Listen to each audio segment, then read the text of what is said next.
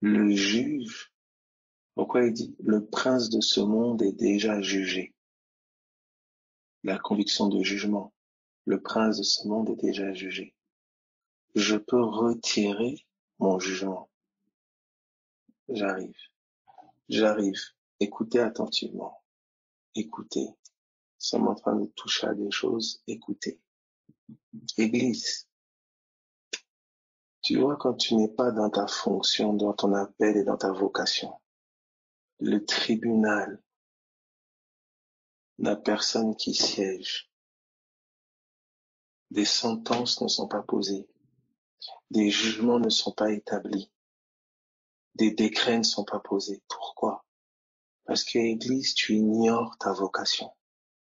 Tu ignores qui tu es. Tu es inconsciente de ton appel, mais surtout, quand on l'a vu encore récemment, c'est au contact de la révélation de Jésus que je découvre qui je suis. Quand Jésus dit, qui dit-on que je suis? Pierre répond et dit, tu es le Christ, le Fils du Dieu vivant. Et là, Jésus lui répond, et moi je te dis que tu es Pierre. Simon s'est découvert comme pierre vivante. Il s'est découvert comme pierre parce qu'il a eu la révélation de la pierre angulaire. Il s'est découvert comme pierre, comme étant une pierre, parce qu'il a eu la révélation de la pierre angulaire. Ce qui t'est révélé de lui, c'est ce qu'il t'est révélé de toi. Et là, ce que nous sommes en train de toucher par sa grâce, c'est le Fils comme juge. Tel il est, tel nous sommes. Et regarde ce qu'il dit. Regardez, s'il vous plaît. On parle toujours de l'oreille. Je juge selon ce que j'entends de mon Père. C'est ce que Jésus a dit. Regardez ceci. Nous sommes au psaume verset 82, psaume chapitre 82, verset 1er. Dieu se tient dans l'assemblée de Dieu, il juge au milieu des dieux. Dieu se tient dans l'assemblée de Dieu, et il juge au milieu des dieux. La version Martin et la version Darby dit ceci. Je lis. Dieu assiste dans l'assemblée des forts. Il juge au milieu des juges. La version Darby dit, Dieu se tient dans l'assemblée de Dieu. Il juge au milieu des juges. Il juge au milieu des juges. Est-ce qu'on peut évoluer? Vous comprenez du coup le livre des juges, hein? Voilà. Il y a le livre des rois, il y a les juges. Mais oui, parce que c'était l'ombre de toi, Église. Vous êtes une assemblée de juges. Alléluia. Regardez maintenant ce qu'on nous dit. Le juge des juges, comme le roi des rois, comme le seigneur des seigneurs. Là, on a le juge des juges. Il se tient au milieu de l'assemblée de Dieu. Il juge au milieu des juges. Et voici, je lis, que dit-il? Jusqu'à quand jugerez-vous avec iniquité et aurez-vous égard à la personne des méchants? Jusqu'à quand jugerez-vous avec iniquité? Déjà, c'est un problème quand je ne sais même pas déjà comment juger. Et si on avait manipulé mon jugement? Et si quelqu'un avait pris mon bras pour manipuler mes coups de marteau? Et si on avait manipulé ma verge? Et si ma langue avait été prise en otage? Regardez ceci. Il dit, jusqu'à quand jugerez-vous avec iniquité et aurez-vous à l'égard de la personne, et aurez-vous égard à la personne des méchants? La version second 21 dit, jusqu'à quand jugerez-vous de façon injuste et favoriserez-vous les méchants? Regardez maintenant ceci à partir du verset 3. Rendez justice aux faibles et à l'orphelin. Faites droit aux malheureux et aux pauvres. Version Semeur, défendez le faible, l'orphelin, soyez juste à l'égard du pauvre et du malheureux. Version Second 21, rendez justice aux faibles et à l'orphelin, faites droit aux malheureux et à l'indigent. Donc on avait ici des juges iniques, des juges qui favorisaient les méchants plutôt que les faibles, les orphelins, les pauvres et les malheureux. Et quand vous regardez cette catégorie de personnes, vous pouvez regarder d'abord physiquement, mais n'oubliez pas, on est en esprit d'abord. Et le faible, c'est l'incapable, c'est l'infirme, c'est le charnel aussi. Le pauvre, heureux le pauvre en esprit, les malheureux et j'en passe. Qui est censé exercer des jugements en leur faveur? Et c'est ce que Jésus nous a démontré. Il a levé le jugement sur la femme adultère. Il l'a déclaré. Va, où sont ceux qui te condamnent? Il a levé le jugement sur les malades.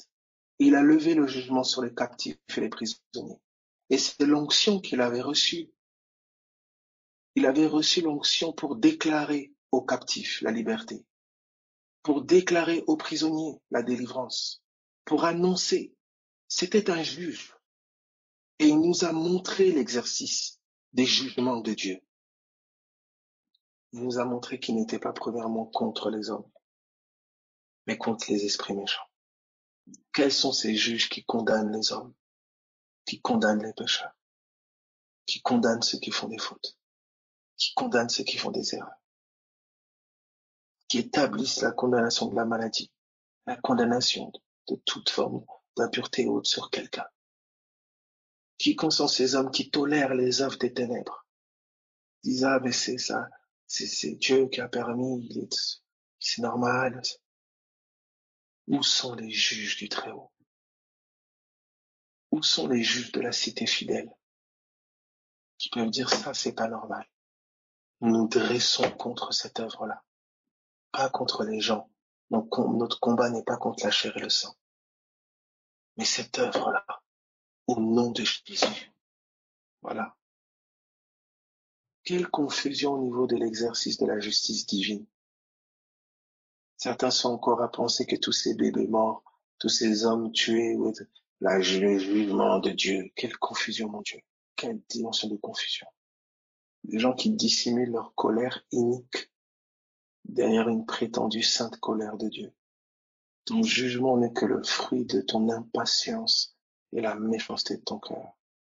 Rien d'autre. Je répète, ton jugement n'est que le fruit de ton impatience et la méchanceté de ton cœur. À la croix, un jugement est tombé et a déclaré l'homme innocent. Le sang de Jésus a déclaré la réconciliation. Alors j'aime ceci. La vengeance n'est pas premièrement contre l'humain. Nous ne combattons pas contre la chair et le sang, mais l'humain qui prend parti pour l'ennemi de Dieu tombe sur le jugement qui est sur l'ennemi de Dieu. C'est l'homme qui se met sous ce jugement-là. C'est pas Dieu qui le juge, lui, non. Il faut comprendre la parole, s'il vous plaît. C'est le prince de ce monde, c'est les esprits méchants qui sont jugés, condamnés. Maintenant, si quelqu'un tient la main, tu tiens la main à quelqu'un qui va en prison, tu la lâches pas. Ben, tu vas atterrir en prison avec lui. Tu n'étais pas censé aller en prison. Celui qui a été condamné à aller en prison, tu vas en prison avec lui. Une femme qui est amoureuse d'un criminel qui va faire 20 ans de prison, elle aussi, elle prend 20 ans de prison. Son âme, elle va être tout autant emprisonnée que son amour, son bien-aimé qui est en prison. Parce qu'elle est liée à celui-ci. Son âme est liée à cet homme. La sentence qui est tombée sur cet homme, c'est une sentence qui tombe indirectement sur elle. Elle n'est pas en prison physiquement, mais elle est en prison de cœur. Parce qu'elle est liée à cet homme-là. Le jugement ne sont pas premièrement contre les humains. C'est contre les esprits. Et celui qui est né de Dieu est participant de ces jugements-là contre les esprits. C'est ça que Jésus nous a montré. Je ne suis pas venu pour condamner les hommes, mais pour les sauver, justement en condamnant le véritable coupable. Cependant, ceux qui ne croient pas en moi, ils sont déjà condamnés. C'est pas moi qui les condamne. c'est en rejetant la parole. Si tu rejettes le salut, qu'est-ce qui reste? Si tu rejettes la guérison, qu'est-ce qui reste? Si tu rejettes l'amour, qu'est-ce qui reste? Les hommes ne vivent pas une condamnation directe. Ils vivent une condamnation conséquence du rejet de Dieu. Tu rejettes l'amour, il reste que la haine. Tu rejettes la lumière, il reste que les ténèbres. Tu rejettes la guérison, et il reste que la maladie. C'est pour ça que Jésus, il a dit, celui qui ne croit pas en moi, il n'a pas dit qu'il sera jugé. Il dit, il est déjà condamné. Mais oui, parce que la lumière qui est venue à toi, tu la rejettes. Mais tu es sous la condamnation des ténèbres. C'est pour ça qu'il dit, c'est la parole que je vous ai annoncée qui vous juge. En fonction de comment vous la traitez, ben c'est comment vous êtes jugé. Si vous la rejetez, vous êtes sous le jugement des ténèbres. Si vous l'embrassez, vous êtes sous la justification de la lumière. Votre rapport à la parole est votre rapport au jugement. Regardez ceci. Donc pour nous, c'est pour ça qu'il a été dit que Christ a été fait pour nous, justice de Dieu. C'est mon rapport à Jésus. C'est la qualité de ma relation, de ma sincérité dans ma relation avec lui qui garantit mon jugement. C'est pour ça que l'amour bannit la crainte. Une relation authentique avec Christ me garde et m'épargne des jugements qui tombent sur l'ennemi. J'ai été acquitté. J'ai été acquitté par son amour. J'ai été acquitté par sa miséricorde. Je ne méritais pas ça. Mais c'est ça la merveille de l'œuvre de la croix. C'est que par l'œuvre de la croix, Dieu, le jugement qui devait tomber sur les hommes, un homme a pris la condamnation. Il a pris à notre place. Donc il donne maintenant cette liberté, ce choix d'amour à tous les hommes d'être sous le jugement de la grâce. L'homme qui rejette ce cadeau doit lui-même endurer et moissonner ce qui a été semé. Ce n'est pas la volonté de Dieu. La volonté de Dieu, c'est que tous les hommes embrassent l'œuvre de la croix. Alors voici ce qui est dit ici. Et c'est pour ça que vous ayant reçu l'évangile, étant la colonne et l'appui de la vérité, oui, cette parole est annoncée. Juge de tous les hommes. Comment? En fonction de comment celle-ci est reçue. Mon rapport à la parole et mon rapport au jugement. Si le jugement devait être basé sur nos œuvres, premièrement, on est tous condamnés, là. Tous. Regardez ceci. Verset 4, il dit, sauvez le misérable et l'indigent. Verset 4, sauvez le misérable et l'indigent, délivrez-les de la main des méchants. Ils n'ont ni savoir ni intelligence, ils marchent dans les ténèbres. Tous les fondements de la terre sont ébranlés. Vous voyez ce qu'on définit du misérable, de l'indigent. Il dit, ils n'ont ni savoir ni intelligence, ils marchent dans les ténèbres. Hein, on l'a vu, la ténèbre, lumière, etc. L'intelligence, hein, l'entendement. Et regardez ce qu'il dit. J'avais dit, vous êtes des dieux. Vous êtes tous des fils du Très-Haut. Et on sait que cette parole a été annoncée et déclarée par Jésus dans Jean 10. La parole n'a-t-elle pas appelé Dieu ce à qui elle a été adressée? Donc lorsque Dieu te donne sa parole, il te fait juge de cette situation. Quand il te dit, je l'ai guéri, j'ai payé le prix, c'est le jugement.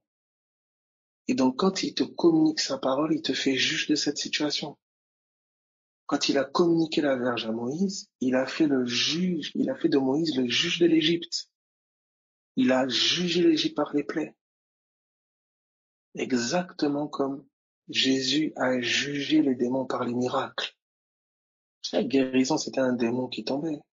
Chaque délivrance, c'était un esprit mauvais qui tombait. Il a exercé les jugements contre l'Égypte spirituelle, comme Moïse a exercé les jugements contre l'Égypte terrestre. Est-ce qu'on peut évoluer ou... Jesus. Est-ce que ça va? Est-ce qu'on peut évoluer? Gloire à Jésus. Dites-moi si on peut évoluer. Gloire à Jésus. Gloire à Jésus. C'est pourquoi faites attention, ne condamnez pas vos frères et sœurs. Soyez des justes juges célestes, pas des langues pernicieuses là terrestres. Que ce ne soit pas vos émotions qui soient moteurs, mais que ce soit la parole de l'Évangile. Dieu est miséricordieux. Ne caressez pas les œuvres des ténèbres, condamnez-les, mais sauvez le pécheur. Dissociez le péché du pécheur, la faute du fautif. Condamnez la véritable source, les esprits méchants, les autorités, les dominations, les principautés. Alors cet exercice, c'est un exercice difficile quand on le vit au quotidien. Vous voyez la personne faire, il est difficile comme le maître dire pardonne-leur, ils savent pas ce qu'ils font. Comment ça, ils savent pas ce qu'ils font? Ils ont payé Judas, ils ont organisé toute la corruption, ils trompent les gens, ils mettent des jougs sur le dos des gens. Comment tu peux dire ça, maître? Le maître, tu es plus intelligent que moi. Et si tu dis qu'ils savent pas ce qu'ils font, c'est que tu sais à quelle mesure ils sont manipulés, à quelle mesure ils sont trompés, et à quelle mesure celui qui est derrière tout ça est rusé. Et nous ne voulons pas nous tromper d'ennemis. Comprenons que derrière tout ce système bien articulé, les hommes les plus virulents de ces systèmes-là sont aussi des victimes. Nous ne nous tromperons pas d'ennemis. Gloire à Jésus. Gloire à Jésus. Merci Seigneur. Est-ce qu'on peut évoluer? Alléluia. Est-ce qu'on peut évoluer pour tout le monde? Est-ce que ça va? Gloire à Jésus. Gloire à Jésus. Soyez fortifiés. Donc en passant au nom de Jésus, je déclare au nom de Jésus que toute forme de condamnation sur toi soit levée au nom de Jésus, quelle que soit la forme. Commence déjà à accepter ça dans ton cœur.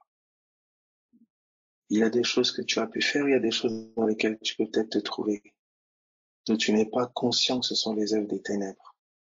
Si c'est des œuvres qui ne reflètent pas Jésus et qui ne ressemblent pas à Jésus, ce ne sont pas tes œuvres, c'est les œuvres d'esprits mauvais. Et à cause de ton ignorance, à cause de tes désirs, à cause de je ne sais quoi, il t'instrumentalise. Dieu ne te condamne pas. Dieu ne te condamne pas. Tu as tes addictions, quelle que soit la forme de ces choses-là qui te font parfois honte, qui te font culpabiliser. Dieu ne te condamne pas. Il condamne de manière virulente ces œuvres-là. Et il t'invite à tendre l'oreille vers sa parole. Ne tolère pas ces œuvres-là dans ton cœur. Même si tu te retrouves encore à y glisser ou ne les accepte jamais dans ton cœur comme étant tes œuvres. Dissocie-toi d'elles dans ton cœur. Tu es un fils de Dieu. Tu es une fille de Dieu. C'est très important. Dissocie-toi cependant. Sois sincère et honnête. J'ai du mal avec ça. Je combats avec ça. Et positionne-toi. Ton positionnement, il est directement lié à la parole. C'est la parole qui se positionnera pour toi. La place que tu lui fais. Sois radical dans ton positionnement pour elle.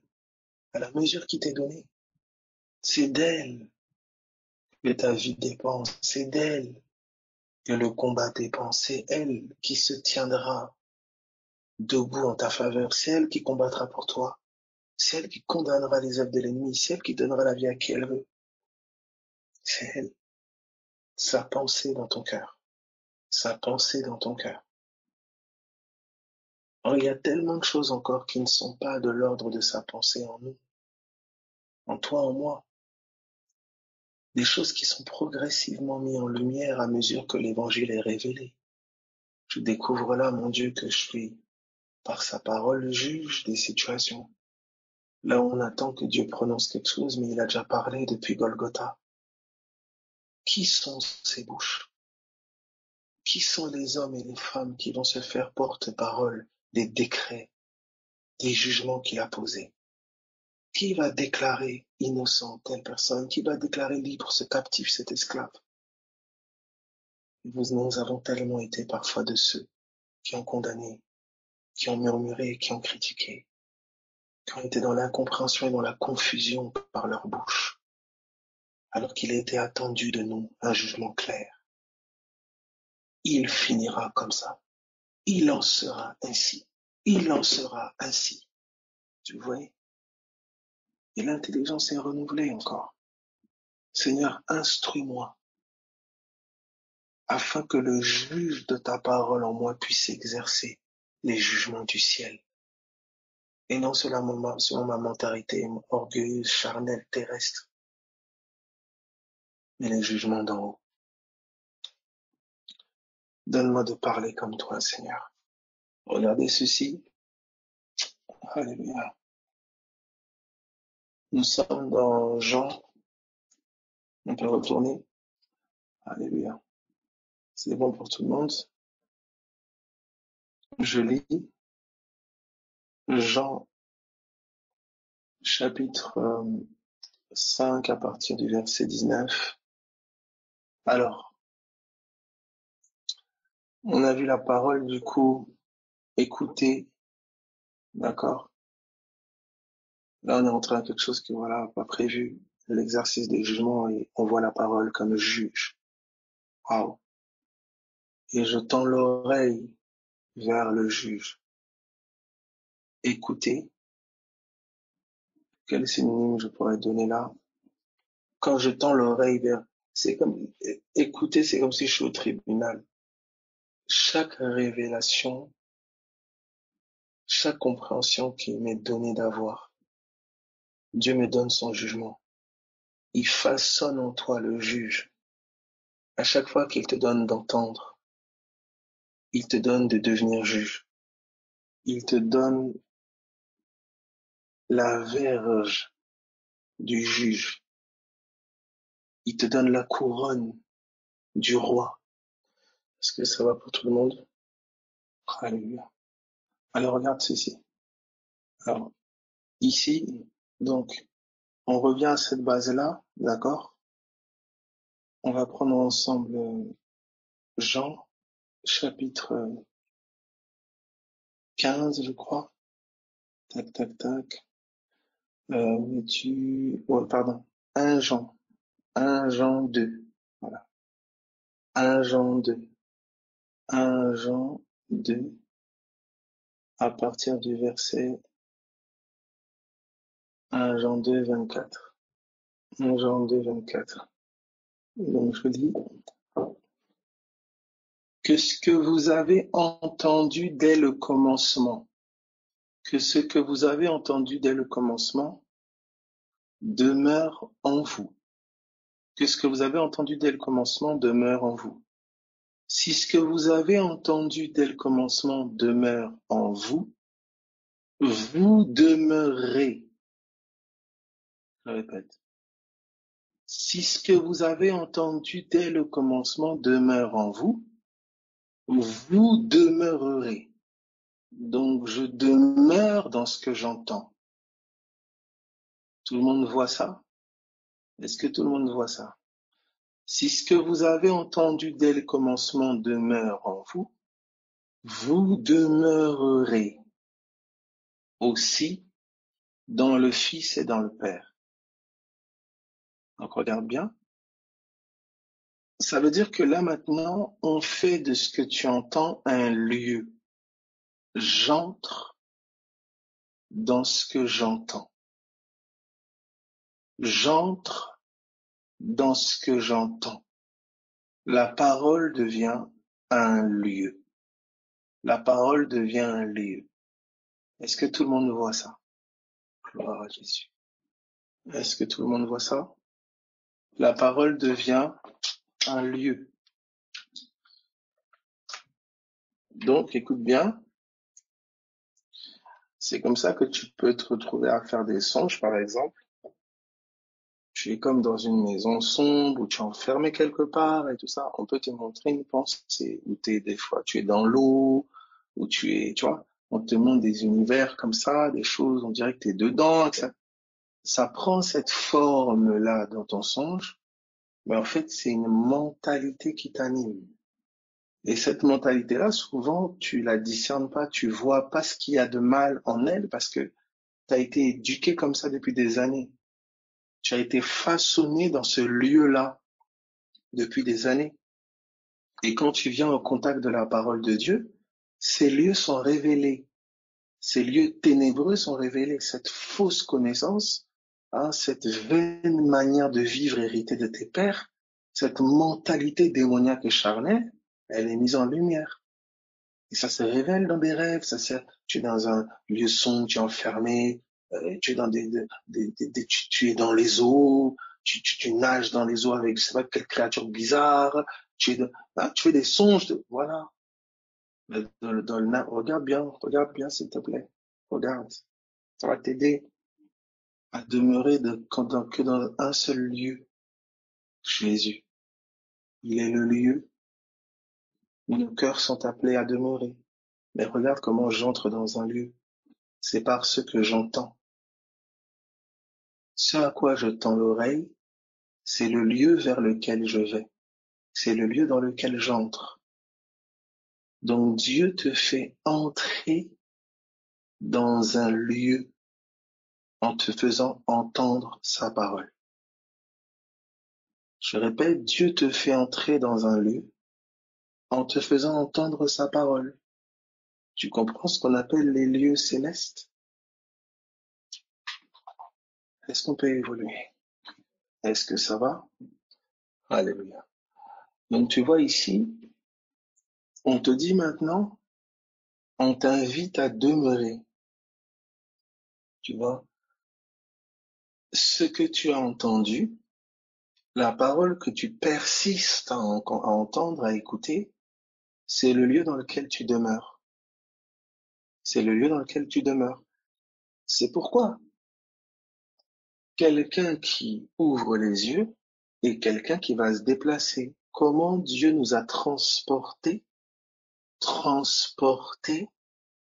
du royaume des ténèbres à celui de son Fils bien-aimé. Il nous a déplacés. Ben, c'est par sa parole dans nos cœurs. C'est par sa parole dans nos cœurs. Quand sa parole est venue s'établir dans nos cœurs, sur un autre plan, on est passé d'un royaume à un autre. On a été transporté dans le royaume de son Fils. Par la parole du Fils en nous. Tu comprends maintenant la sortie d'Égypte. Ils sont sortis d'un lieu. C'est-à-dire que c'est une mentalité qui devait quitter leur cœur.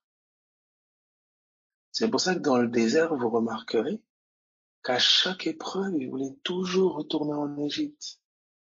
Parce qu'en fait, beaucoup d'entre eux n'avaient pas vraiment quitté l'Égypte dans leur cœur. C'est pour ça qu'à chaque épreuve, il y avait comme cet appel à vouloir retourner en Égypte. En fait, l'épreuve ne faisait que révéler le lieu de leur cœur. Je répète, l'épreuve mettait en lumière le lieu de leur cœur. Donc, de l'Égypte à Canaan, c'était de la parole une parole dans un cœur à une autre parole. En fait, c'était un cœur changé. L'exode, c'est vraiment une conversion. C'est de la connaissance charnelle à la connaissance de Christ, à la connaissance spirituelle. Notre Canaan, c'est la pensée de Christ. C'est le lieu dans lequel pour nous coule le lait et le miel. Et Canaan veut dire terre basse. C'est la pensée de l'humilité. C'est la pensée de la croix. C'est là notre terre de gloire. Le lieu où Dieu nous veut. Est-ce que ça va? Vous voyez comment ça va pour tout le monde? Gloire à Jésus. Gloire à Jésus. Alors, tu vois ça? Donc la parole est révélée comme un lieu. Ça veut dire, tu vois, qu'un lieu, c'est pas seulement un endroit physique. un lieu est aussi une parole. Alléluia. Gloire à Jésus. Ben oui, c'est comme ça qu'il y a une parole sur les lieux. Vous nommez les rues sont nommées. Il y a une parole sur les lieux. C'est extraordinaire. Waouh. Tu comprends ça? C'est pour ça que il y a des lieux sacrés dans certains pays, dans certaines villes.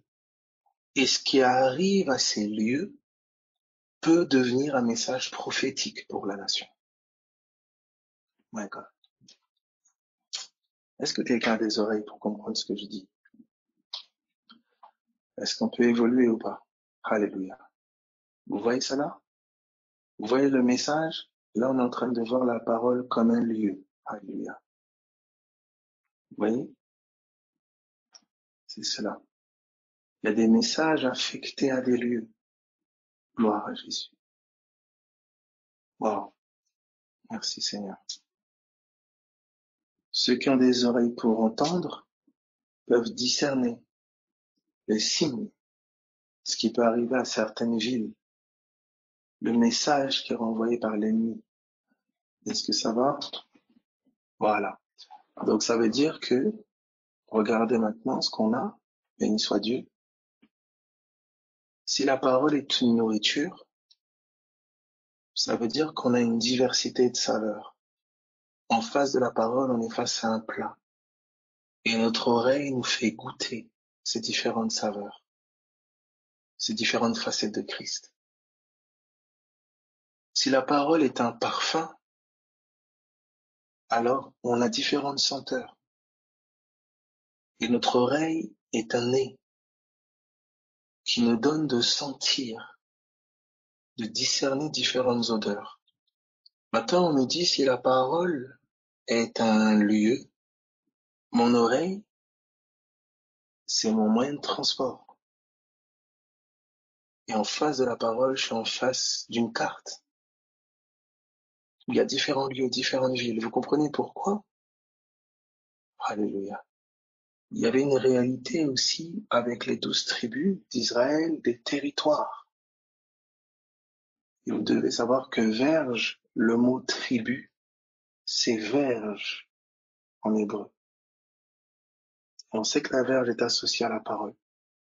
Donc vous avez vraiment, par la grâce de Dieu, vous voyez la diversité de la parole. Christ révélé comme un lieu dans lequel je suis invité à demeurer. Mais on est en train de maintenant de me faire comprendre que ce lieu est une parole qui est invitée à demeurer en moi. Le lieu dans lequel je demeure, c'est la parole qui réside dans mon cœur. Donc on revient toujours à cette même histoire d'amour. Celui qui m'aime, c'est celui qui garde mes paroles. En fait, là où je suis, il sera. C'est cela. L'amoureux demeure dans le même lieu que son bien-aimé. Parce que son cœur garde les paroles de son bien-aimé. Alléluia. Et c'est intéressant parce que il y a plusieurs lieux en Christ. Il y a plusieurs profondeurs. Alléluia. Est-ce qu'on peut évoluer? Voilà. Alors, c'est là qu'on est. Et je disais donc, du coup, la parole, donc, on l'a vu là comme un lieu. Et d'après un Jean, dont je lis, il dit, euh, si ce que vous avez entendu dès le commencement, eh ben, ça demeure en vous, eh ben, vous demeurez dans le Fils et dans le Père. D'accord? Donc, vous demeurez, en fait, dans ce qui demeure en vous.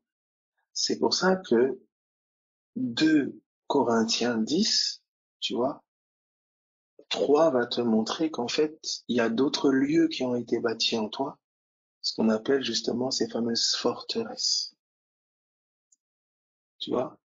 En fait, on m'a transporté dans d'autres lieux. J'ai habité dans d'autres lieux pendant des années. Et j'ai vécu un exode. J'ai vécu une exode. Vous voyez?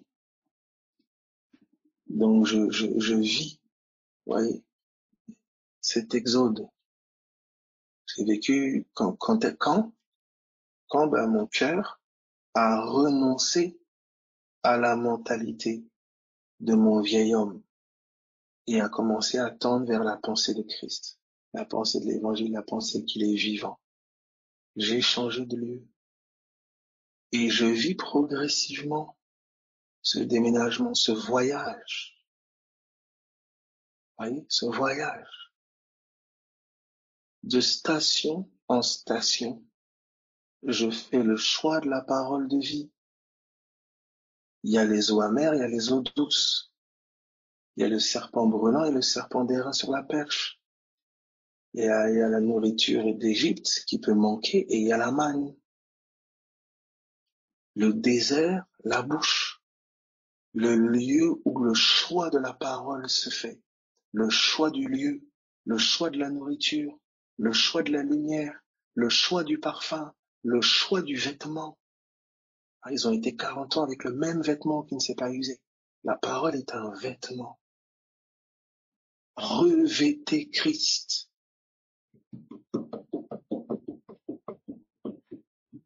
Ce vers quoi je tends l'oreille, c'est ce de quoi je m'habille.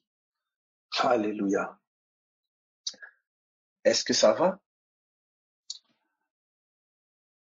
Donc, gloire à Jésus. Donc, tu vois, tout ça, tu peux comprendre certains... Il y a tellement de choses, hein, c'est la parole. Tout est la parole. Donc, voyez maintenant ce qu'on appelle des actes prophétiques, hein, qui ont souvent été pervertis. Mais vous voyez, il y a des vêtements qui sont un message. Mais c'est pas le vêtement qui est spécial. C'est le message qu'il porte. Quand vous voyez qu'Élie a laissé son vêtement à Élisée, vous voyez, il a laissé son vêtement à Élisée. Euh, Moïse, la Vierge, etc., etc. Tout ça, c'était des ombres et des images de la parole. Le message est le manteau. Le message est le manteau. La parole, la révélation de la parole est la verge, est le manteau. Vous voyez? Donc, hein, les beaux vêtements, hein, cette fiancée, cette épouse, hein, les Jérusalem paraît comme une épouse, etc. Ce vêtement, hein, c'est vraiment la parole de vie, la parole de l'évangile qui t'anime. C'est un vêtement. Donc cet amour-là pour le shopping au nom de Jésus, travaille aussi, non seulement pour aller acheter des vêtements en boutique, où voilà, on n'en peut plus. Travaille à acheter le plus beau des vêtements, qui est la parole de l'évangile. Voici. Donc vous voyez, et Jésus l'avait dit, ne vous inquiétez pas de ce que vous mangerez, ne vous inquiétez pas de ce de quoi vous vous vêtirez. Mais oui, il dit recherchez premièrement le royaume, c'est-à-dire le règne de la parole dans vos cœurs. Tu vois? Parce que si la parole règne dans ton cœur, tu es vêtu. Si la parole règne dans ton cœur, tu es nourri.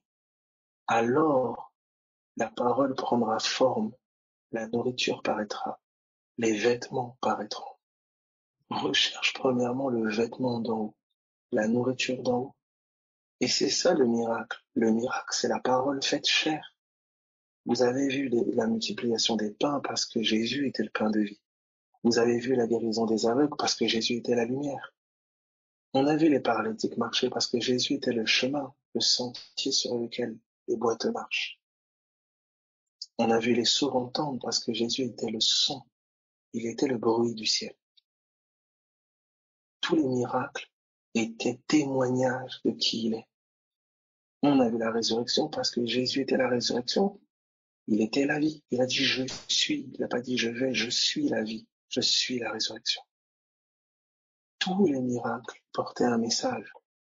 C'est le témoignage de qui est Jésus.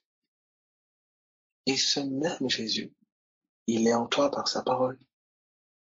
Donc tous les miracles qui sont appelés à prendre forme sont le témoignage de la parole qui t'habite. Est-ce que ça va? Alléluia. Ça va pour tout le monde? Donc tu vois que tu es dans ton dressing lorsque tu médites. Tu voyages lorsque tu médites. Tu es face au meilleur plat lorsque tu médites. Ton nez flirte avec les plus belles senteurs lorsque tu médites l'évangile. L'évangile est le son, la lumière, l'odeur de vie, le parfum de vie. Il est le lieu du repos. L'évangile est le chemin, la vie, la vérité, la résurrection, la lumière. Christ est tout ça. Et quand mon oreille est tendue vers cette parole de l'évangile, vers cette œuvre merveilleuse que Christ a accomplie, voici ce qu'il en est. C'est pour ça qu'une seule chose est nécessaire. Parce que dans cette chose, tout se fait. Prête l'oreille à mes discours. Écoutez-moi et votre âme vivra. Regardez ce qu'on nous dit dans Proverbe. Alléluia. Merci Jésus. Où es-tu? Gloire à Jésus. Tac, tac, tac, tac, tac. Où es-tu?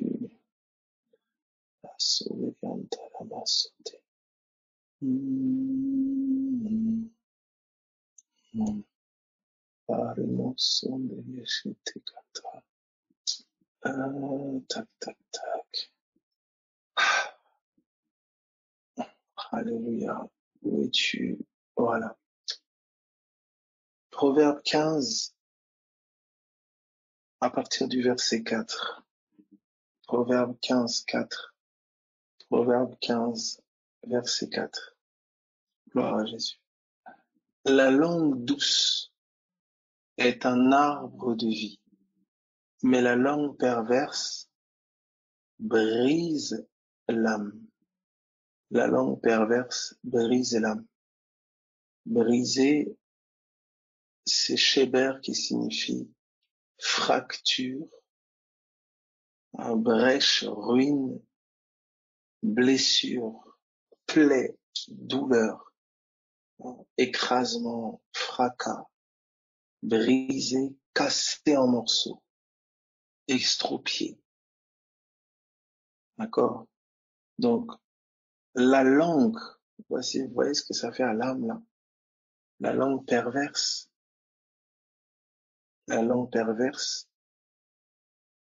c'est avec des détours, tortueuses, perversité. La langue perverse, qu'est-ce qu'elle fait? Elle brise l'âme. Elle fracture. C'est-à-dire que c'est des blessures, la langue perverse. Mais on vous dit que la langue douce, douce là, c'est marbre, c'est-à-dire la langue remède, santé, guérison. C'est vraiment traduit par santé, remède. Donc la langue douce, qu'est-ce qu'elle fait? Elle est un arbre de vie. Donc vous voyez, c'est terrible ici. Donc vous comprenez que lorsqu'Adam et Ève, il y avait des arbres au milieu du jardin, c'était un jardin de parole. C'est comme ça que quand ils ont mangé du fruit de l'arbre de la connaissance du bien et du mal, c'est un message qu'ils ont entendu. Et d'ailleurs, Dieu leur dira, qui vous a appris? Qui t'a appris que tu es né? Adam a reçu un enseignement. Le fruit qu'il a mangé, c'est une parole qu'il a entendue. Il a appris qu'il était nu. On lui a enseigné sa nudité, mon Dieu. Ses yeux, son intelligence s'est ouverte sur lui. Ses yeux se sont ouverts sur lui.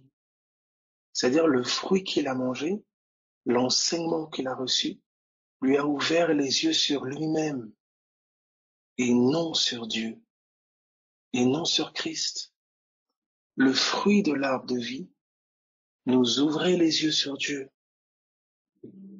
Jésus dira, la vie éternelle, c'est qu'ils te connaissent. Toi, le véritable Dieu, et celui que tu as envoyé. Ça veut dire que l'arbre de vie était l'arbre de la connaissance de Dieu. Et l'arbre de la connaissance du bien et du mal était l'arbre de la connaissance de soi. Aïe, aïe, aïe, aïe, aïe, aïe, grosso, takatarabashiti. Ça, c'est quoi ça, Saint-Esprit? Je répète. Ça veut dire que l'arbre de vie, c'était l'arbre de la connaissance de Dieu. Son fruit, ses paroles nous donnaient l'intelligence pour connaître Dieu. Oh, 1 Jean 5, 20. Mais l'autre là, ça nous donnait l'intelligence pour se connaître soi, l'ego, le moi. Oh là là là là là là là. Oui, il faut te connaître. Attention. Ah, c'est pas possible. Rasso kashata. Ah, Seigneur, c'est pas vrai. Regardez ceci. Oh Jésus. Regardez. 1 Jean 5, et ça nous ouvre sur quelque chose. 1 Jean 5, à partir du verset, je reprends. On a dit ici, on a regardé, on a vu à écouter, manger. On est sur cet axe-là. Là. Et ça nous a amené, Adam, il a mangé un fruit. Mais on a vu que la langue, elle peut être un arbre de vie. Hein, c'est du fruit des lèvres, c'est du fruit des lèvres. Donc on comprend que le fruit de l'arbre est une parole. C'est une parole. Comment Adam a mangé? Il n'a pas pris une pomme, il a mangé la pomme. Oh, soudain, ses yeux sont ouverts, il était aveugle. Le matin, il voit quand il a mangé la pomme. Ressaisit son nom. Spirituellement, il a mangé. C'est un acte de manger un fruit. Mais en réalité, le message, c'est qu'il a entendu une parole. Il a entendu une parole. Et regardez ceci. Alléluia. Gloire à Jésus. Il a entendu une parole. Il a entendu une parole. Gloire à Jésus. Gloire à Jésus. D'ailleurs, il pouvait communier avec tous les arbres du jardin sauf un. Sauf un. Gloire à Jésus. Il y avait un arbre qui était au milieu, l'arbre de vie. Gloire à Jésus. Donc vous étonnez pas que l'aveugle, quand il lui impose les mains, Jésus, au début, il voit des hommes comme des arbres. Quel témoignage. Alléluia. Donc tu comprends ça. Que là, on a invité Adam à cultiver le jardin. Ce jardin était un peuple, au milieu duquel Christ est. C'est comme ça qu'il se révèle comme celui qui est au milieu des 7 chandeliers. Il est l'arbre de vie au milieu du jardin. Cependant, il dit aussi, ils étaient au milieu de nous, mais ils n'étaient pas des nôtres. J'arrive. Regardez ceci. C'est très important. Écoutez, manger. Simple. Écoutez, manger. Et là, qu'est-ce qui se passe? Ça nous amène à Adam. On dit qu'Adam a mangé un fruit. Je comprends qu'Adam a reçu un enseignement. Donc, je constate qu'il y avait au milieu du jardin 2 enseignements. Je vous ai enseigné avant tout. Pardon, il y avait un enseignement. Je vous ai enseigné avant tout. Donc, l'arbre au milieu du jardin, d'accord? C'était l'enseignement fondamental. Tous les autres découlaient de celui-ci. L'arbre de vie qui était au milieu du jardin. Et cet arbre de vie, son fruit, c'était la vie éternelle. Le fruit de l'arbre de vie, c'était la vie éternelle, son fruit. Or, Jésus vous dira que la vie éternelle, c'est qu'ils te connaissent, toi le véritable Dieu, et celui que t'as envoyé. Hein, c'est Jean 17,3. Jean 17,3. La vie éternelle, c'est qu'ils te connaissent, toi le véritable Dieu, celui que tu as envoyé. Donc le fruit de l'arbre de vie, c'était la connaissance de Dieu en Christ. Ça va ou pas? Le fruit de l'arbre de vie, c'était la connaissance de Dieu en Christ. Donc l'enseignement de l'arbre de vie, ça nous enseignait Christ. Ça nous enseignait la connaissance de Dieu. Est-ce que jusque-là, ça va? Ok. Tout le monde capte ça? Voilà. Maintenant, effectivement, quel est cet arbre qui est venu nous donner la connaissance de Dieu? Nous allons le voir tout de suite. Donc, qui nous a fait entendre les paroles de Dieu?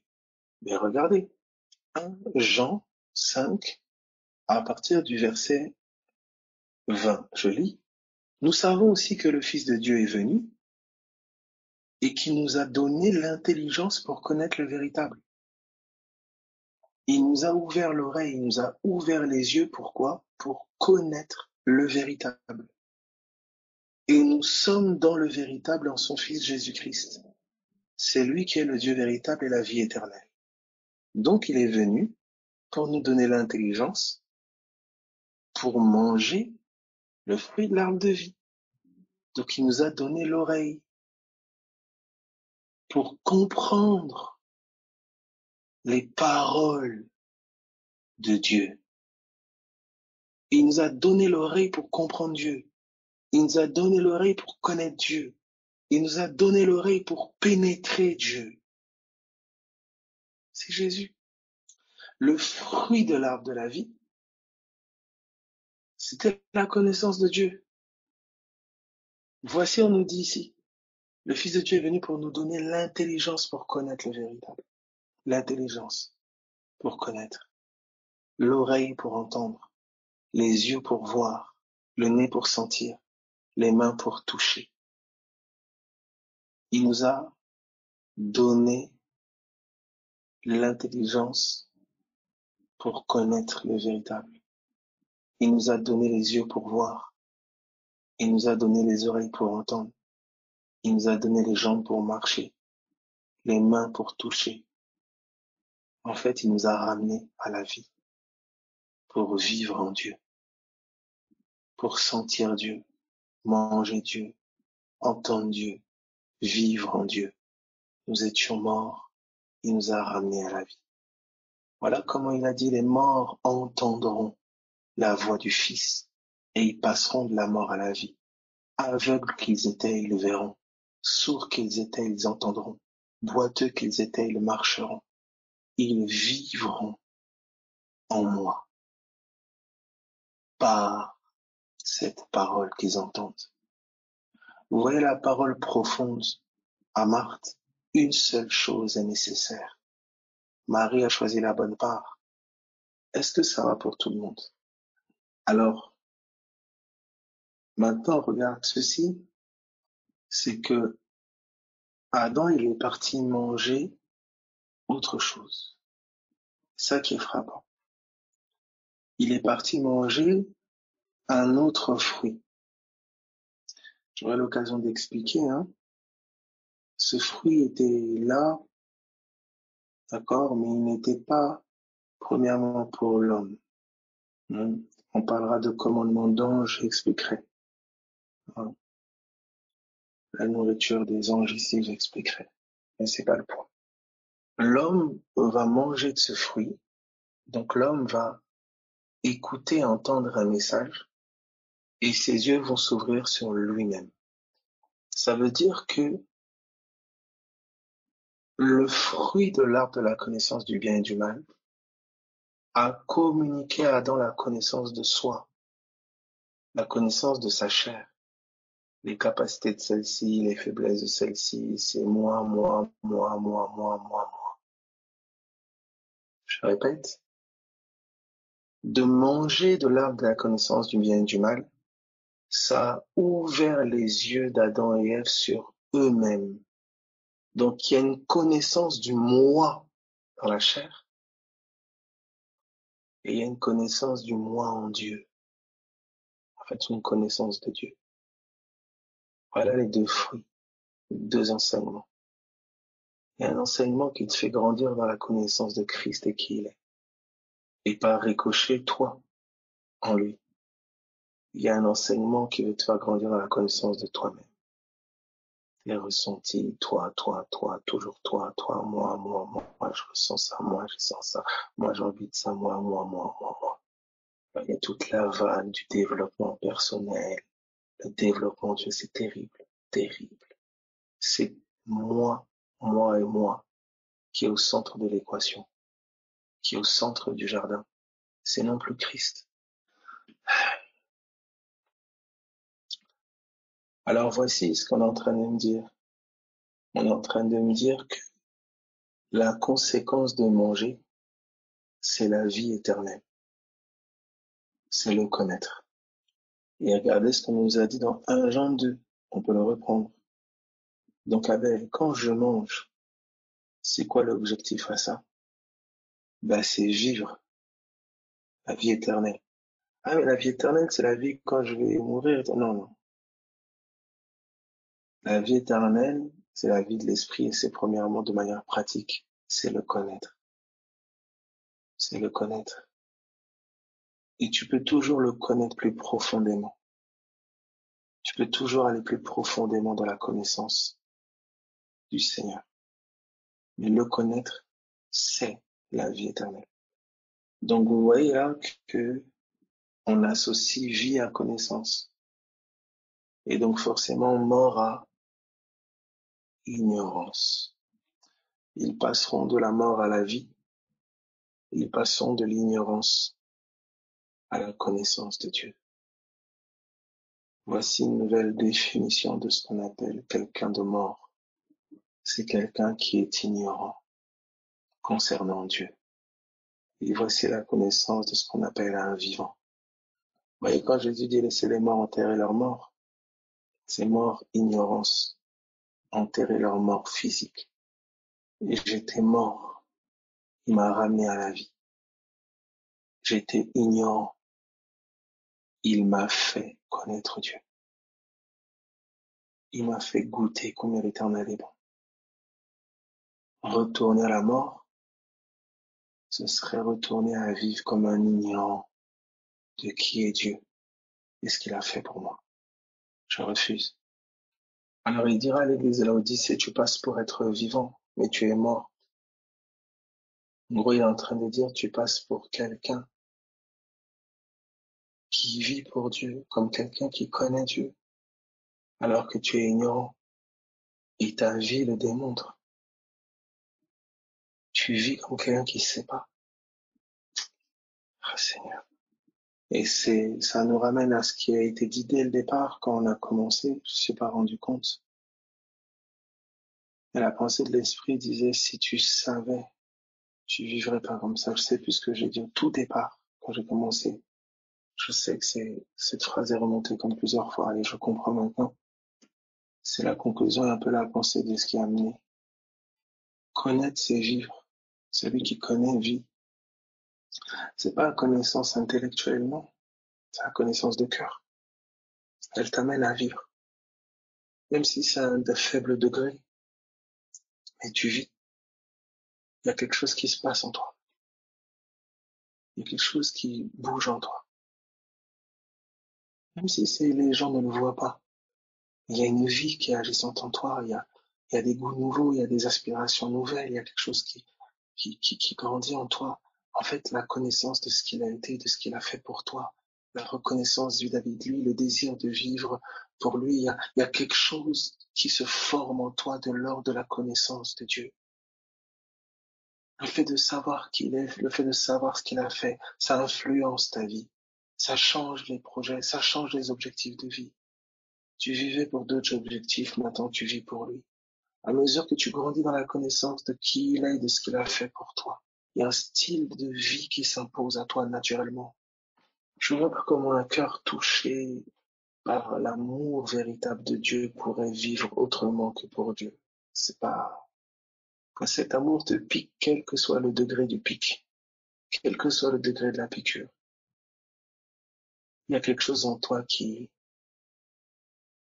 veut vivre pour lui. Même si tu essayes de boucher tes oreilles, même si tu essayes de courir loin, c'est comme un amour qui oppresse. Il y a quelque chose en toi qui sait que tu es né pour lui. Il y a quelque chose en toi qui sait qu'il n'y a personne qui mérite toute ton attention et tout ton cœur comme lui. Il n'y a personne qui t'aimera comme lui, qui a fait comme lui, qui te supporte comme lui. Il n'y a personne qui connaît les moindres secrets de ta vie, mais qui reste toujours là près de toi. Il n'y a personne qui te pourchasse comme lui. Plus grande est ta connaissance de sa personne et plus grand est ton désir de vivre pour lui. Ça devient comme une évidence à ton cœur. Pour qui d'autre pourrais-je vivre? Pour qui d'autre pourrais-je être? Donc, à une certaine mesure, un faible degré de vie révèle un faible degré de connaissance de sa personne. Et un faible degré de connaissance de sa personne révèle une oreille qui n'est pas encore pleinement consacrée à sa parole. Mais elle grandit, elle tend pleinement à le devenir. Alléluia. Est-ce que ça va? Gloire à Jésus. Ça va pour tout le monde? Gloire à Dieu, on touche à plusieurs éléments. On tend simplement, on mange, nourrit, boit, au nom de Jésus. Alors, merci Seigneur. Merci Seigneur. Alors, vous voyez ici dans Jean 2, donc, il disait ce que je disais tout à l'heure, ça dit que ce que vous avez entendu dès le commencement demeure en vous. Jean 2, 24, que ce que vous avez entendu dès le commencement demeure en vous. Si ce que vous avez entendu dès le commencement demeure en vous, vous demeurez aussi dans le Fils et dans le Père. Et la promesse qu'il nous a faite, vous voyez la promesse, c'est la vie éternelle. Donc de demeurer, il y a une promesse qui est faite. Il y a une promesse qui est attachée au fait de demeurer.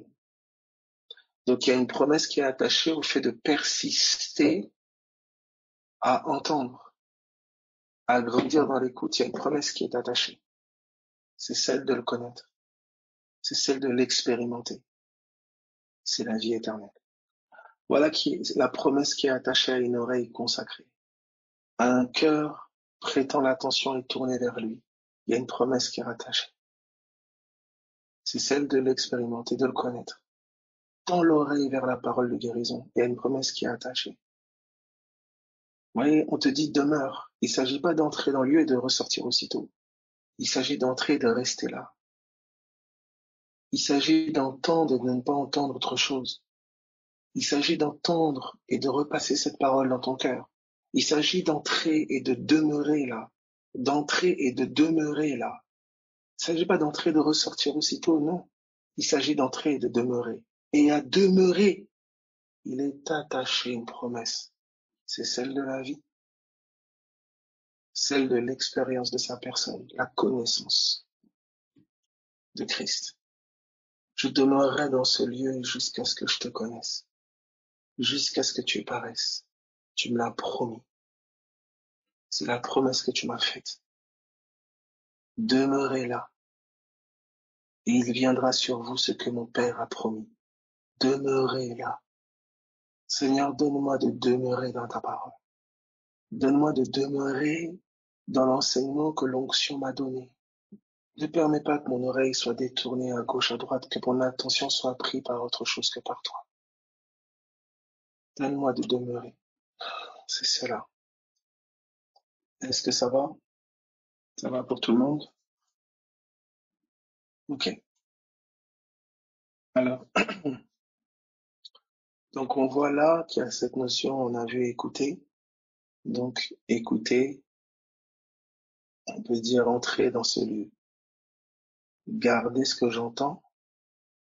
Et c'est là que la méditation, c'est demeurer dans ce lieu. Tu vois? Donc c'est là maintenant qu'on est. Écouter, la parole t'est annoncée, tu as entendu. On t'a fait entrer.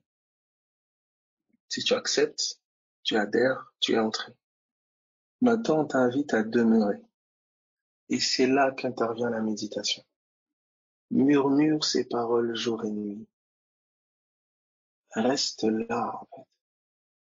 Reste dans ce lieu-là. Reste dans ce lieu-là. Ça peut être un endroit, une parole extrêmement simple. Tu vois, Dieu t'aime. Il vit en toi. Demeure là. Repasse ces choses dans ton cœur. Alléluia. C'est un texte que, oui, alléluia. Reste là, ne sors pas de la chambre. Demeure là. Dors près de l'arche, comme Samuel. Demeure là. Si tu dors près de l'arche, quels que soient les dagons, quelles que soient les idoles qui sont dans ton cœur, l'arche s'assurera de les renverser. Quelles que soient les forteresses, la pensée de Christ s'assurera de les rendre toutes captives. Reste là, près de l'arche. Reste là, dans ce lieu, le lieu de sa parole, le lieu de sa pensée. On voudra t'en sortir, mais reste là. On t'oppressera pour que tu sortes, mais reste là. Reste là jusqu'à ce que tes yeux le voient plus clairement encore. Reste là. Amen. Dans ce demeurer-là, qu'est-ce qui se passe? Tu entends mieux, tu vois mieux, tu goûtes mieux, tu sens mieux. En fait, tu connais mieux. Méditer. C'est le lieu où j'apprends à écouter. La prière et la méditation, c'est le lieu où j'apprends à écouter. C'est le lieu où j'apprends à respirer. Si la prière, si la parole est un souffle, alors écouter, c'est respirer. Si la parole est une nourriture, alors écouter, c'est manger. Si la parole est de l'eau, alors écouter, c'est boire. Autrement dit, la prière et la méditation, c'est le lieu et l'endroit où j'apprends à vivre, où j'apprends à vivre. Et cette grâce a été faite. La connaissance a été donnée depuis. L'évangile a apparu depuis. C'est moi qui m'expose au contact de cette grâce. Aujourd'hui, mes amis, la part, elle est donnée à l'homme de s'exposer. Dieu a fait grâce du soleil. C'est pas lui qui va te forcer à bronzer. Dieu a fait grâce de l'air, l'oxygène, il y en a là. C'est pas lui qui va te forcer à respirer. Il a pourvu en soleil, il a pourvu en oxygène, il a pourvu en nourriture, il a pourvu en fait, il a donné sa parole. Et sa parole est tout. Et on est invité à prêter l'oreille. C'est ce qu'il n'a pas, c'est de dire à Israël, Shema, Israël, écoute. Et on est dans une société où on occupe nos oreilles, on divertit nos oreilles, on distrait notre attention. Et c'est subtil.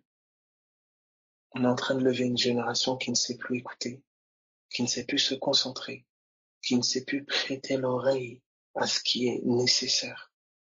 Génération des TikTok, des Instagram, des réseaux sociaux, de distractions terribles, qui ne sait plus se retirer pour apprendre à entendre, qui ne sait plus se retirer dans le jeûne et la prière pour apprendre à manger de son pain de vie. Satan sait très bien, il le sait. C'est pour ça qu'il fait ce travail monstre de destruction des entendements, de destruction des oreilles, ce travail monstre pour rendre aveugle, une destruction des saveurs. Regardez les fast-foods, regardez la pollution même de l'air, la pollution de l'eau. Tout est ombre et témoignage de ce qui se fait dans l'esprit. On pollue l'atmosphère avec des paroles de toutes sortes, des messages de toutes sortes. On pollue l'eau avec des messages de toutes sortes, des paroles de toutes sortes. C'est que du fast-food. Les gens prennent des messages sur Google, prennent des messages sur Internet, prennent des messages à gauche, à droite. C'est du fast-food, du réchauffé, du je sais pas. Où sont ces cuistots qui vont chercher la nourriture dans le secret de la prière, dans le secret de la méditation? Des plats chauds communiqués par le Saint-Esprit. C'est cela. Mais Dieu est bon. Et là où l'homme extérieur se détruit, l'homme intérieur se renouvelle. Vous voyez, c'est pour ça qu'il y a cet appel à manger bio. Il y a cet appel pour beaucoup à prendre l'air, manger bio, développer son propre jardin. Vous voyez, de plus en plus des choses communautaires qui sont une économie collaborative. Quelque chose est en train de se passer. Là où il y avait des gros monopoles, Une connaissance révélée qu'à certaines institutions. Dans l'hôtellerie, on est passé d'élite, hôtel, tout ce que vous voulez, au Airbnb. N'importe qui maintenant peut faire de son lieu, de sa maison, une maison d'hôte. On a eu les taxis, où c'est pas tout le monde qui pouvait transporter. Blablacar est arrivé, Uber et autres. On a eu les commerces, où c'était une catégorie de personnes qui vendaient, qui avaient leur boutique. Et puis l'ère Internet est arrivée. Tout le monde peut vendre, tout le monde peut acheter. Il y a une vulgarisation de tout, exactement comme le Saint-Esprit qui était que dans le temple et qui est maintenant déversé sur toute chair. Le terrestre ne fait que copier ce qui se passe en haut. Satan ne fait qu'une copie terrestre de ce qui se passe en haut. Dieu est en train de répandre sa parole, au plus petit comme au plus grand. Tout le monde peut faire de sa maison maintenant une maison d'hôte. Et on a vu de plus en plus des maisons devenir des églises, entre guillemets. Les gens commencent à se réunir chez eux. Tout le monde peut faire de son moyen de transport de son véhicule, un moyen de transport, Blablacar et autres. Donc, ça veut dire que chaque conducteur pouvait maintenant conduire des gens. Dieu est en train de lever des enseignants de toutes sortes, de tous côtés. Des jeunes conducteurs, des moins expérimentés, des plus expérimentés. Mais des gens qui osent prendre le volant et conduire d'autres. Quelque chose est en train de se passer. Il y avait une dynamique où les gens allaient beaucoup, restaurants, ils allaient. Et avec toute cette ère Corona, etc., il y a eu beaucoup de livraisons à domicile. Alléluia. De plus en plus, les messagers d'en haut sont en train de livrer à domicile. Là où les gens devaient se déplacer pour recevoir que dans un seul lieu. Là où des gens devaient aller dans un seul restaurant.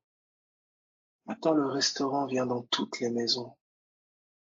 La parole vient dans tous les cœurs. Il n'y a plus personne qui peut avoir le monopole de la restauration. Tout le monde peut préparer. Tout le monde peut vendre. Tout le monde peut acheter. Tout le monde peut transporter. Tout le monde peut être hôte. Et c'est à l'image de ce que Dieu veut faire pour son peuple.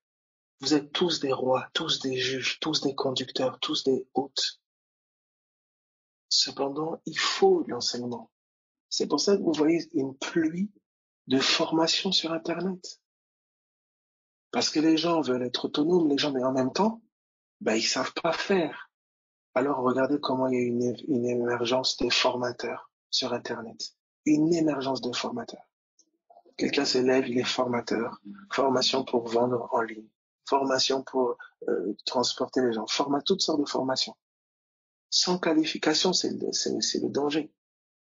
Mais en même temps, il y a une connaissance qui est propagée. Aujourd'hui, si tu veux apprendre, tu peux apprendre. Mais tout cela, ce que vous êtes en train de voir, cette couleur économique, c'est que l'ombre et l'image de ce que le Saint-Esprit est en train de faire dans les vies et dans les cœurs. La connaissance de Christ est rendue accessible à tous. L'enseignement et des révélations profondes est donné et rendu à tous. Et Dieu lève aussi des instructeurs et des formateurs qui n'ont pas pour vocation de tout centraliser quelque part, mais qui ont pour vocation de se démultiplier, d'équiper les gens pour qu'il y ait une démultiplication. Des leaders qui forment des leaders, des enseignants qui font des enseignants. Est-ce que quelqu'un comprend ce que je dis? Alléluia. Gloire à Jésus. Est-ce que ça va? On est entré dans une autre ère. On est entré dans une autre ère. L'esprit est en train de fonctionner, de procéder sous une autre forme. Exactement comme quand Jésus est venu, il y avait cette réalité de la transition entre le service au temple et nous qui devenions le temple. L'esprit était dans un lieu spécifique. Jésus est venu comme se disant, ce lieu, détruisez ce temple, je le rebâtirai en 3 jours. Il voulait parler de son corps. Et ensuite, à la Pentecôte, on va voir l'esprit qui va être déversé sur toute chair.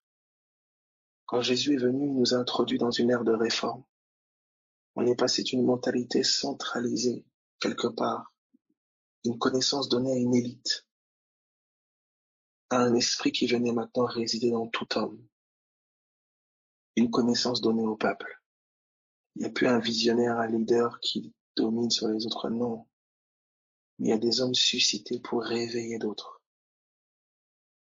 Et c'est la dynamique, c'est le courant que nous sommes en train de voir.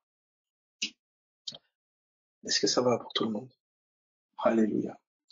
Donc vous voyez, c'est cette dynamique du coup, cette émergence de ces réseaux qui sont des ombres extraordinaires de l'Église. Vous voyez, ces réseaux, ces connexions entre personnes qui ne se connaissent pas dans la chair, mais qui se connaissent sur un réseau, via les images, via les photos, via les discours. Comme en Christ, nous ne nous connaissons pas selon la chair, mais sont dans la révélation de l'Évangile. C'est dans la parole que nous sommes frères et sœurs. Il y a un réseau céleste qui est axé et branché sur l'Évangile. Nous, on a notre Christ Book, eux, ils ont leur Facebook. Nous, on a le livre de vie. On a notre Christ, livre de Christ. Ils ont leur Instagram, ou je sais pas comment nous on pourrait dire, Christram, ou je sais pas ce que vous voulez. Christ est pour nous tout ce que l'homme essaie de copier en bas. Vous vous souvenez que Babel, ils ont essayé de bâtir une tour qui touche au ciel, constituée de pierres, mais avec un même langage.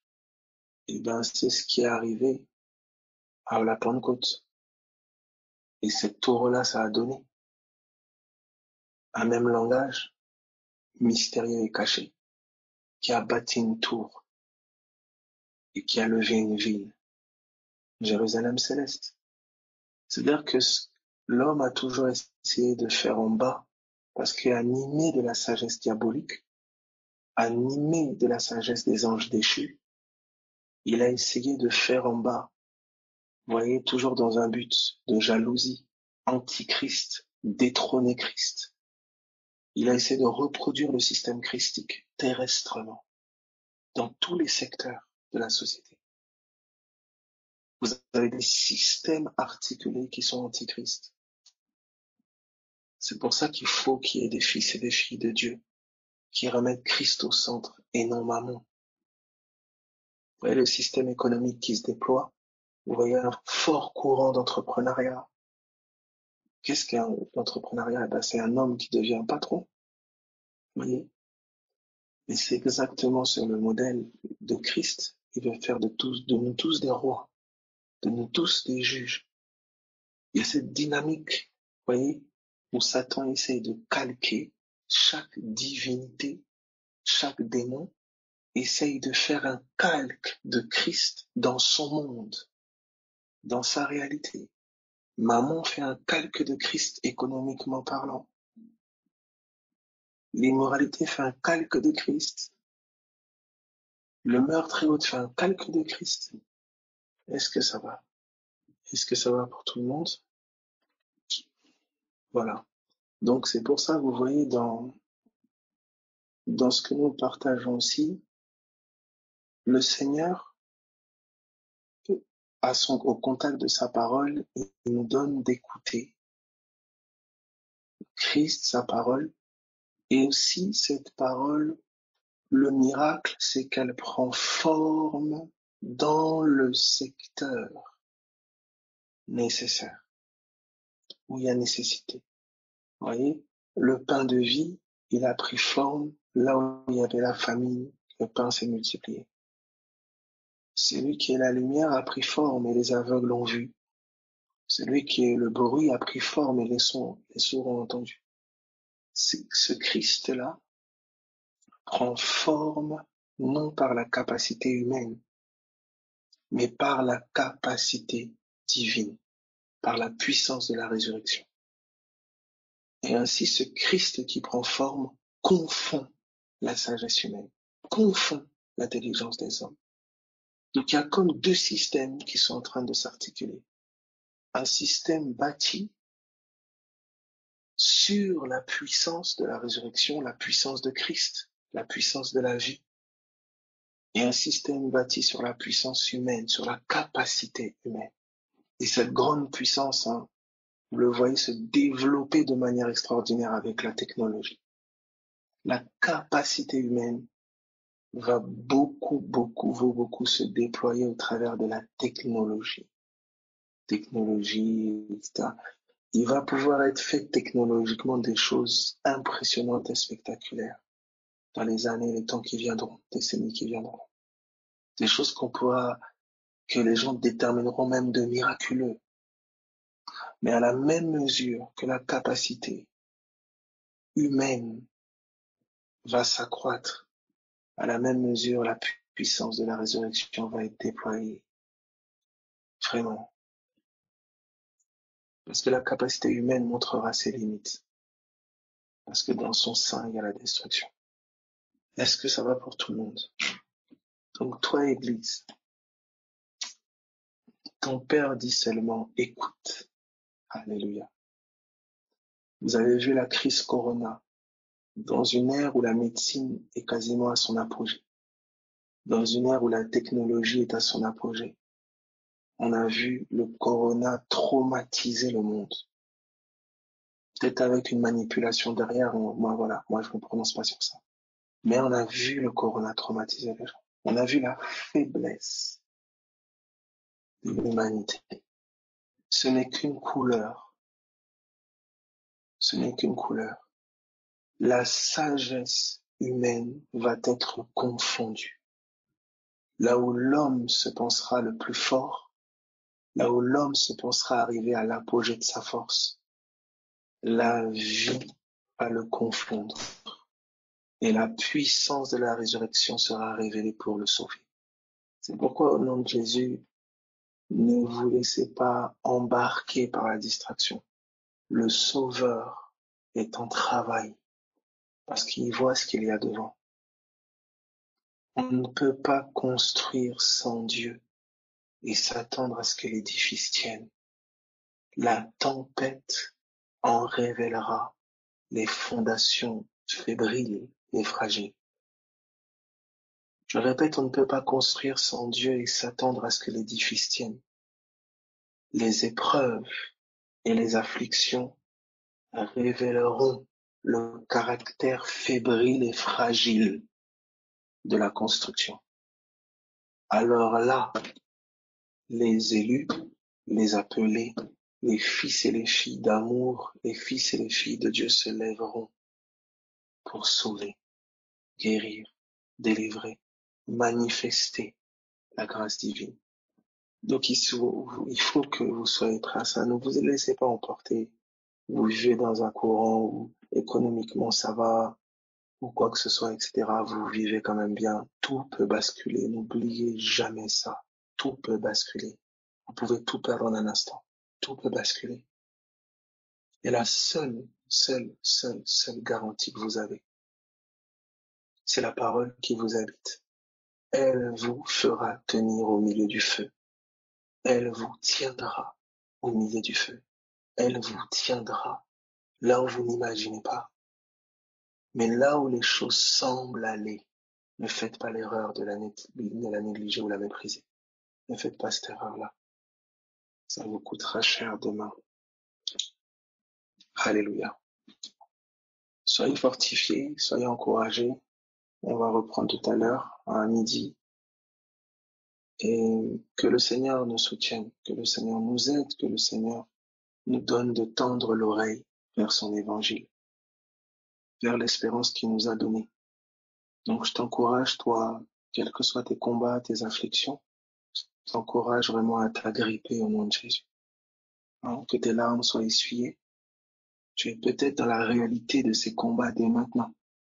Tu peux regarder le voisin, la voisine et te dire, ah, lui il est heureux pour il a de la chance. Mais il se réveillera peut-être demain, à travers d'une situation bien sûr qu'on ne souhaite pas. Mais c'est la réalité et le parcours de la vie de tout homme. Tout homme. L'homme extérieur se détruit, l'homme intérieur se renouvelle. si c'est pas aujourd'hui que tu vis le renouvellement intérieur, que tu vis cette repentance profonde, cette consécration à Christ, si c'est pas aujourd'hui que tu le vis, tu le vivras demain d'une manière ou d'une autre.